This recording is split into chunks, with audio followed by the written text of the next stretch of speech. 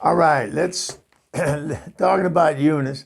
Let's go to her and see what that girl's up to. I mean, it's probably no good, but she's up to something. So, Eunice, darling, why don't you take it from here?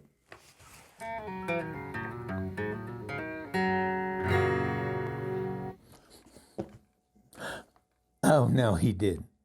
No, you're kidding me, Agnes. You're kidding me. You're kidding me. Oh my Lord. Oh my God. Really? Oh my Lord. Oh my. Oh, hey, Agnes. I gotta go. I gotta go. Okay, a pelvis sneeze me. I gotta go. Bye bye. Hi, y'all. Hi. Hey, I was just on. Excuse me. I was on my phone with my friend Agnes. I used to work with her.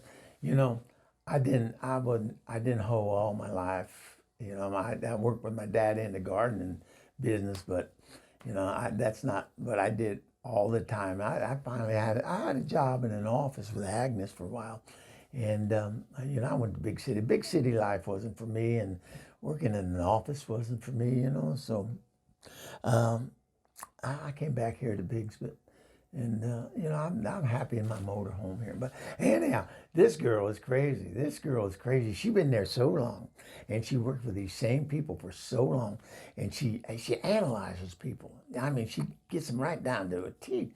And like she said about me, she said, Eunice, she says, you're just a well-rounded person. And I said, well, she goes, no, I don't mean that. She said, in your mind, you're happy, you're content with who you are, you're happy with who you are, and all that. You're just, you're pleasant to be around. You don't have any problems, and you know, you're just well-rounded. I said, well, thank you, Agnes, thank you.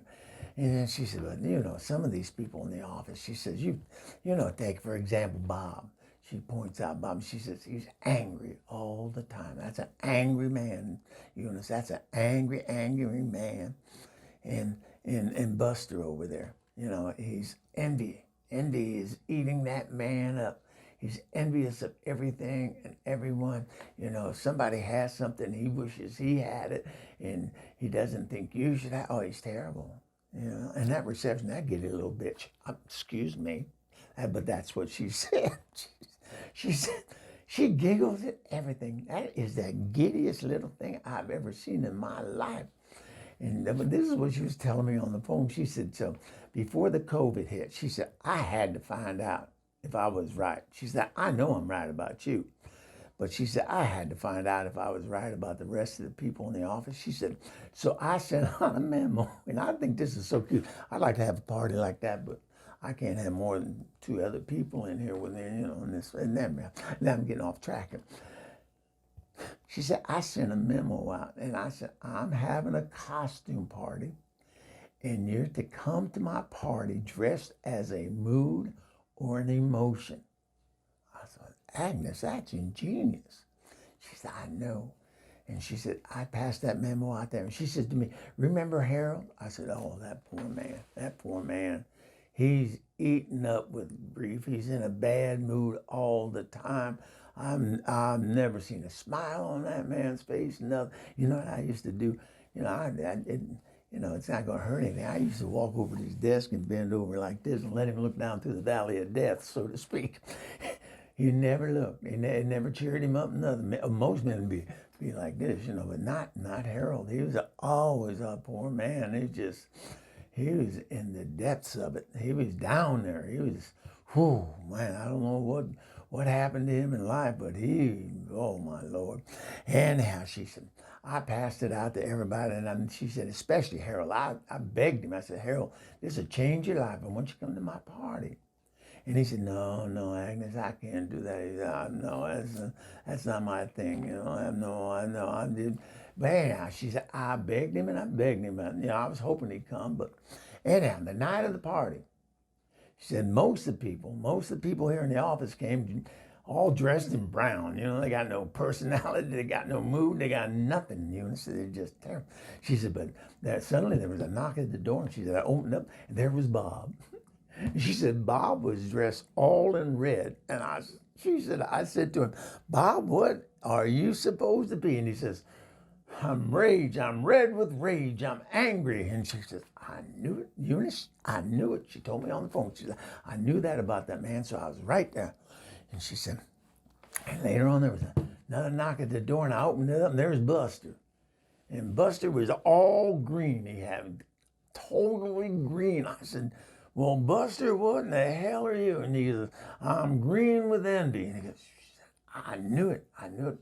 That was 2 out of 3. And she said, and then she said there was another. And I opened the door, and here's that giddy little bitch, from the receptionist. And she was all pink.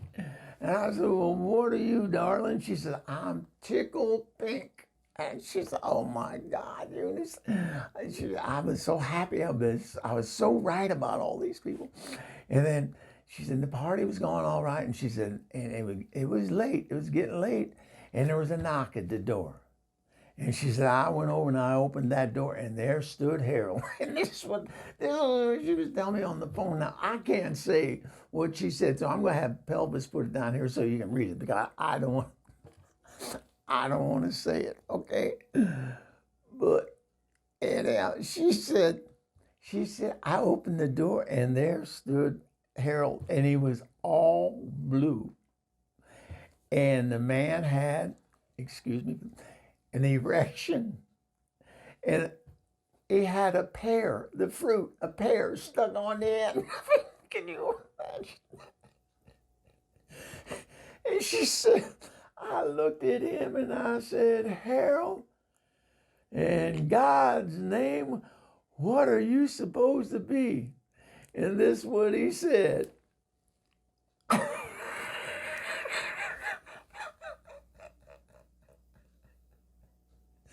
Oh, my sweet Jesus, can you, oh, Lord, well, listen. Unis going to let you go for a minute, but I'll be right back with oh, my God, with some more music for you, but I got to go winky-tink right now, so I'll be back, okay?